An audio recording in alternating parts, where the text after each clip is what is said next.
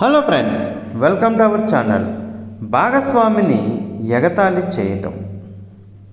మీరు చక్కని భాగస్వామి వ్యక్తి కావాలంటే ఎదుటి వ్యక్తిని ఎగతాళి చేయడం, ఏడిపించడం, వ్యంగ్యంగా మాట్లాడడం వంటివి చేయకూడదు.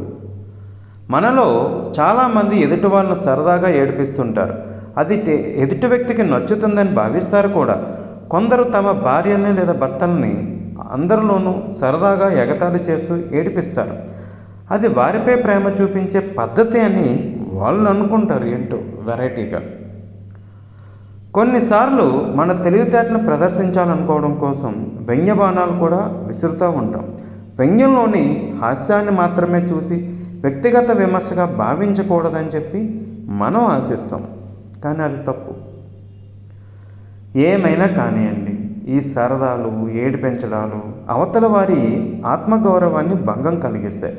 ఆత్మగౌరవాన్ని భంగం కలిగించేది హాస్యమైన మరేదైనా సరే ప్రమాదకరమైంది కదా సార్. కాబట్టి వ్యంగ్యం అనేది వద్దు. మా వీడియోలన్నీ ఫాలో అవ్వండి. వీడియో నచ్చితే లైక్ చేయండి, షేర్ చేయండి, కామెంట్ చేయండి, ఛానల్ని సబ్స్క్రైబ్ చేయండి.